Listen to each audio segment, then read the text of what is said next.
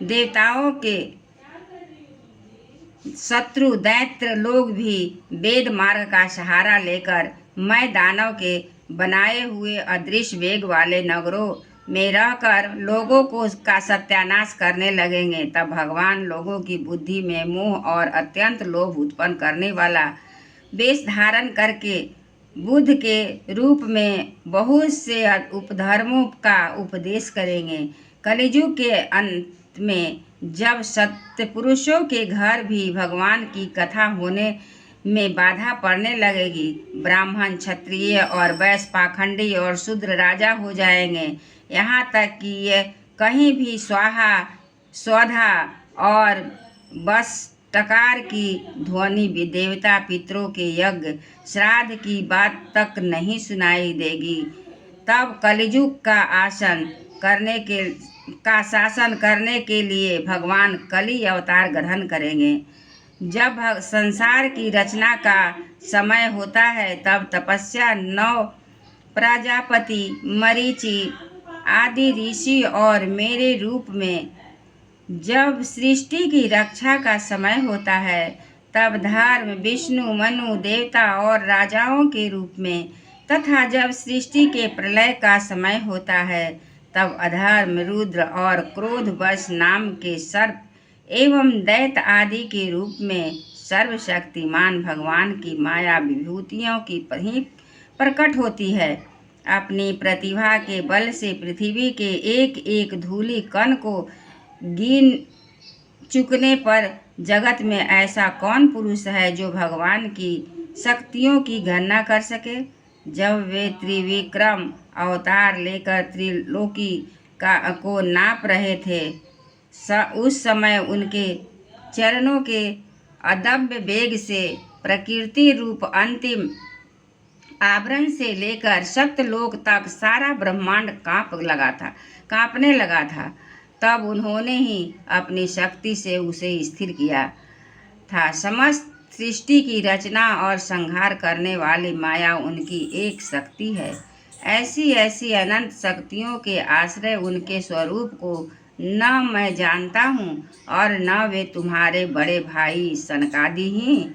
फिर दूसरों को का तो कहना ही क्या है। आदिदेव भगवान शेष सहस्त्र मुख से उनके गुणों का गायन करते आ रहे हैं, परंतु वे अब भी उसके अंत की कल्पना नहीं कर सकते।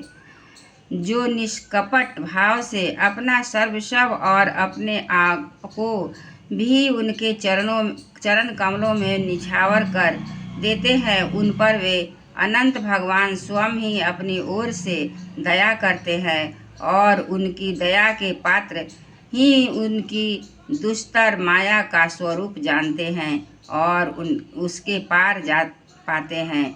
वास्तव में ऐसे पुरुष ही कुत्ते और सियार के क्लेवा रूप अपने और पुत्र आदि के शरीर में यह यूं ही और यह मेरा है ऐसा भाव नहीं करते। प्यारे नारद, परम पुरुष की उस जोग माया को मैं जानता हूँ तथा तुम लोग भगवान शंकर, दैत्य कुलभूषण प्रहलाद, शत्रुपा, मनुपुत्र, प्रियव्रत आदि प्राचीन वढ़ी, ऋभु और ध्रुव भी जानते हैं। इनके सिवा इक्ष्वाकु, पुरुरवा, मुचुकुंद, जनक, गाधी, रघु, अम्बरीश, सगर, गय, अयाति आदि तथा मानधाता, अलर्क, शतधन्वा, अनु, रंतिदेव, भीष्म, बलि, अमृतर, दिलीप, सौभरी, उत्तंग, शिवी, देवल, पिप्लाद, सारस्वत, उद्धव, पराशर, भूरिशेर एवं विभीषण, हनुमान, सुखदेव, अर्जुन, अष्टसेन, विदुर और श्रुतदेव आदि महात्मा भी जानते हैं, जिन्हें भगवान के प्रेमी भक्तों का स्वभाव बनाने की शिक्षा मिली है। वे स्त्री, शूद्र, हूण, भील और पाप के कारण पशु, पक्षी आदि जोनियों से में रहने वाले भी भगवान की माया का रहस्य जान जाते हैं और इस संसार सागर से सदा के लिए पार हो जाते हैं। फिर जो लोग वैदिक सदाचार का पालन करते हैं उनके संबंध में तो कहना ही क्या है। परमात्मा का वास्तविक स्वरूप एक रस शांत अब है एवं केवल ज्ञान स्वरूप है। न इसमें उसमें माया का मल है और न तो उसके द्वारा रची हुई विषमताएं ही। वह सत्य और असत दोनों में से परे है। किसी भी वैदिक या लौकिक शब्द की वहाँ तक पहुँच नहीं। अनेक प्रकार के साधनों संपन्न होने पर वाले कर्मों का फल भी वहाँ तक नहीं पहुँच सकता। और तो क्या, स्वयं माया भी उसके सामने नहीं जा पाती, लजाकर भाग खड़ी होती। परम पुरुष भगवान का वही परम पद और महात्मा लोग उसी को का शोक रहित अनंत आनंद स्वरूप ब्रह्म के रूप में साक्षात्कार करते हैं। संयमशील पुरुष उसी में अपने मन को समाहित करके स्थिर हो जाते हैं। जैसे इंद्र स्वयं मेघ रूप से विद्वान होने के कारण जल के लिए कुआं खोदने की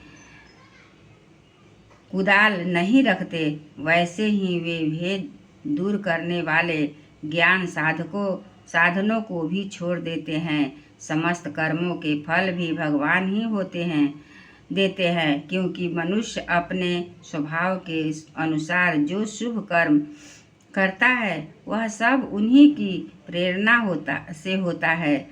इस शरीर में रहने वाले पंचभूतों के अलग अलग हो जाने पर जब यह शरीर नष्ट हो जाता है तब भी उसमें रहने वाला जन्मा पुरुष आकाश के समान नष्ट नहीं होता।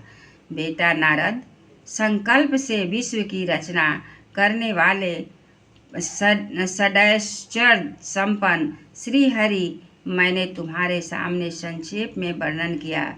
जो कुछ कार्य कारण अथवा भाव अभाव है वह सब भगवान से भिन्न नहीं है।